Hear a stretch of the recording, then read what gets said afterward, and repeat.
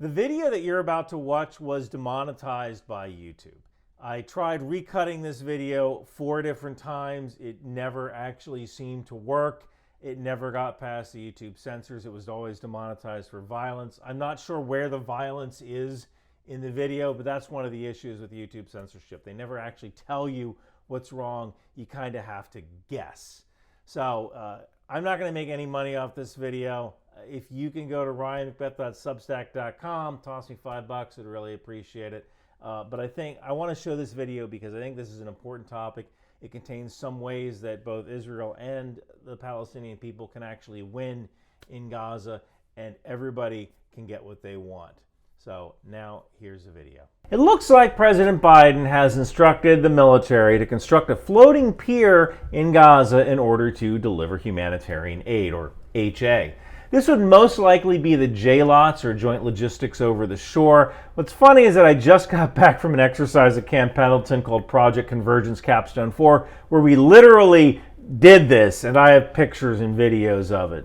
The PCC-4 was all about integrating sensors and fires and logistics and how to resupply joint forces who are spread out over islands. So I actually learned quite a bit about this capability. I'm going to make a video about that soon. However, I am not a Department of the Boat People guy, and yes, this hoodie, t-shirt, and sticker are available on Bunker Branding. Go get one, support the channel.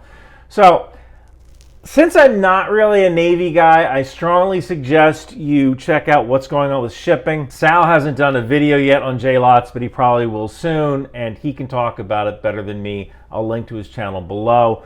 But I can talk about JLOTS on the surface level, what it means, the challenges, force protection, which I know, and how we can deliver aid to Gaza better, which is actually pretty darn important and might be a little controversial, so stick around for the end. So first off, I have to start by saying that when the coalition was in Iraq, we practiced COIN, or a counterinsurgency strategy called clear, hold, build. You clear the area of insurgents, you hold that area and secure it with the coalition and local forces, and then you build up local services. So that way people know that you're more reliable than the insurgents. That's how you win hearts and minds. You provide services. You show you're a better alternative than the insurgents.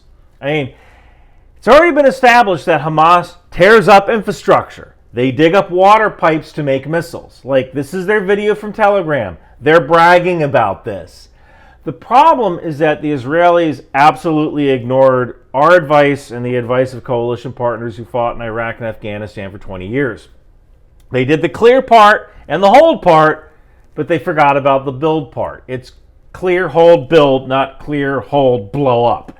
And that's exactly why you have people like these screaming idiots trying to attack the mayor of Washington, D.C.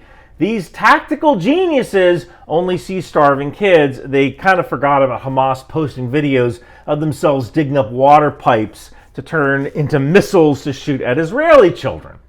What Israel should have done was deliver aid in rear areas as they pushed through and then worked with the Egyptians to inspect aid coming into Rafah. But shoulda, coulda, woulda, right? While we're dreaming, I want a pony. We're past that point.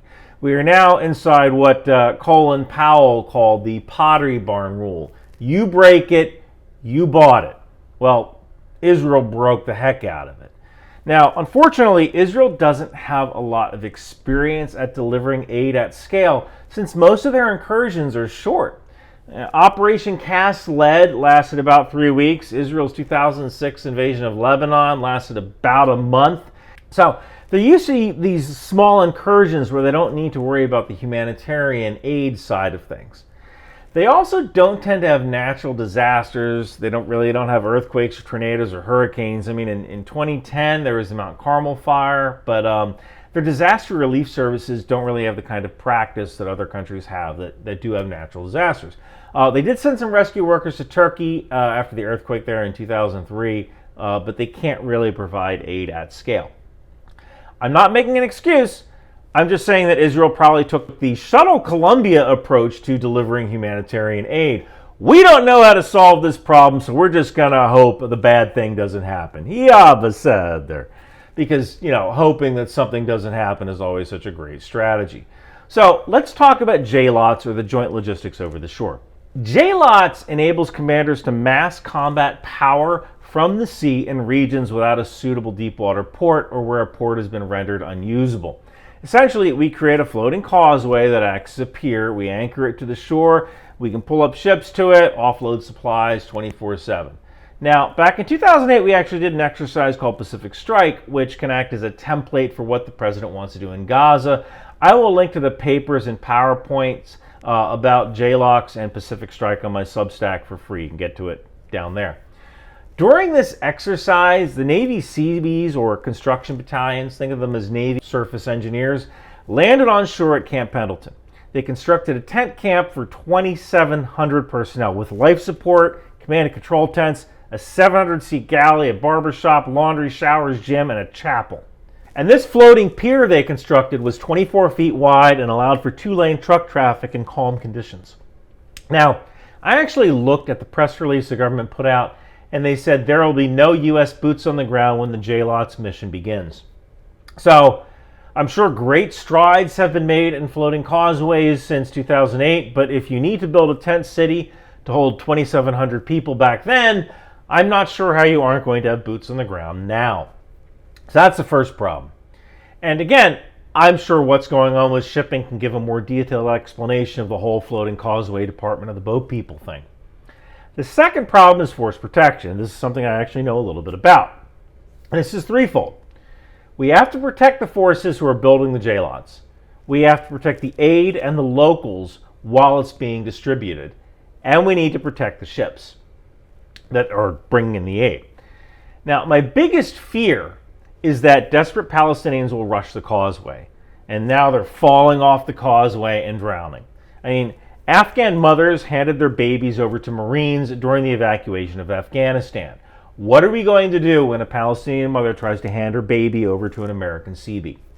Okay, so maybe the Israelis provide the force protection while the JLOTS is being constructed. But now that thing becomes a legitimate target. Do you think Hamas is going to give a crap about destroying the kind of infrastructure that would prevent their own citizens from starving? No. Remember, these are the same people who dug up water pipes to turn into missiles. Every civilian that dies benefits Hamas. Hamas wants dead Palestinian civilians because these people are idiots and they only have surface level understanding of the conflict. Dead and starving Palestinians are not a bug for Hamas, it's a feature. I can't believe I'm saying this because it shows my age, but it seems like a lot of people don't remember Iraq and how the insurgency used to attack civilian targets. And they did it because the best way of destabilizing the government was to show the people that the government can't keep them safe. Hamas's best chance for survival is not fighting Israel directly. They will lose. They are losing. It's by making conditions for the people of Gaza so horrible that the world demands a ceasefire. And if civilians die, alhamdulillah, they are now a shaheed. So Hamas has to attack the JLOTS. Now, this other issue is a little more far-fetched, but it's still possible, and that is Hezbollah up in the north attacking the JLOTS or the support ships building the JLOTS or the support ships bringing aid.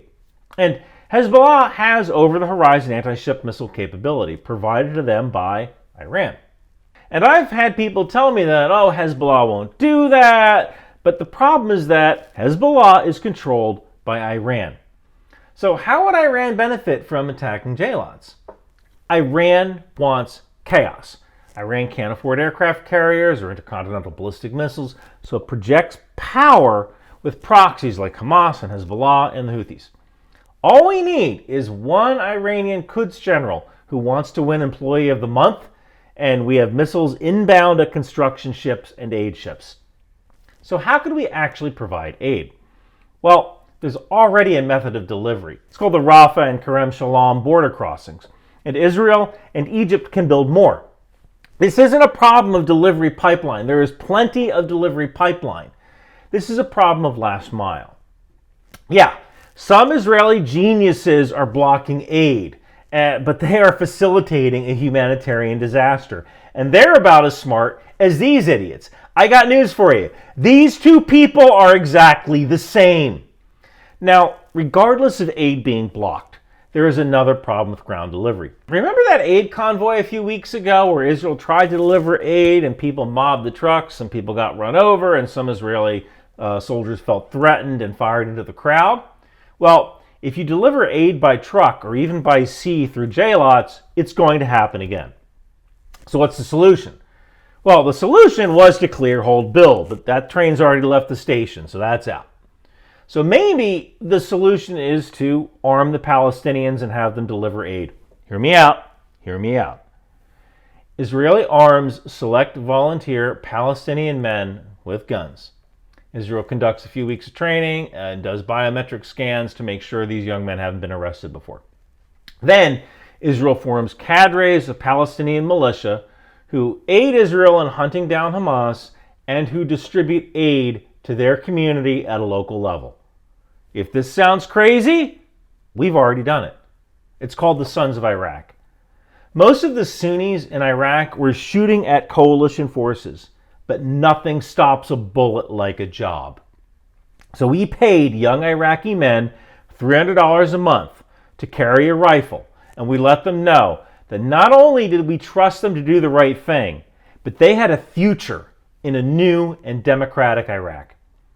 Why do young men join terrorist organizations? I mean, yeah, for some it's ideology, but for some, they just want to support their families. It's a paycheck. We saw that in Iraq. There were very moral men who were paid $5 to dig a hole for an explosive device. And even if you're a really moral man, you're a good Muslim, you're a family man, if your children are hungry, it's really easy for you to say, I'm not hurting anybody, I'm just digging a hole, right? Nothing stops a bullet like a job. Israel should create the Sons of Palestine. That cadre of Palestinian militia is then used to take the fight to Hamas and distribute aid to their local community. Heck, an insurgency can't exist without the will or tacit approval of the people. The Palestinian people know where the tunnels are. They can help the Israelis find them, especially if there's something in it for them, like a paycheck and eventually a democracy. The militia who take back their own country with Israel's help while distributing aid will then become the police force and the leadership cadre of a new and democratic Gaza, inshallah. Everybody wins and people can come home. And then we can start a Marshall Plan of rebuilding Gaza as a stable democracy. It makes sense to have the people who are at most risk of losing take the fight to the terrorists who have been oppressing them since 2006. They also know how best to get aid to their own people and who is in the most need. Maybe we can make this happen. So Ramadan Mubarak to all my Muslim fans. And if you like the Department of the Boat People shirt, you can get that at Bunker Branding. I also have t-shirts and hoodies as well. And all of the articles that I referenced building this, especially talking about the JLOTS, are available on my Substack below. And thank you so much for watching. In a world where fashion meets firepower, where style becomes strategy, it's time to gear up for the ultimate mission with Bunker Branding. Introducing the Rock Out With Your Chalk Out t-shirt, a tribute to the fearless air cavalry. Feel the adrenaline rush as you don the pride of the skies. For those of you who dare from the air, precision and power unite when you think outside the bomb. And don't miss our Live, Laugh, Launch t-shirts for Patriot and HIMARS, because sometimes defending freedom means bringing the thunder. Finally, for the true defender of the seas, we present Department of the Boat People. Sail with honor and show your allegiance to the world's mightiest maritime force. With these shirts, hoodies, and stickers, along with the tow missile, landmines, and drone warfare. These aren't just shirts, they're statements. They're your way of saying I stand for strength, unity, and style. Get yours at Bunker Branding today.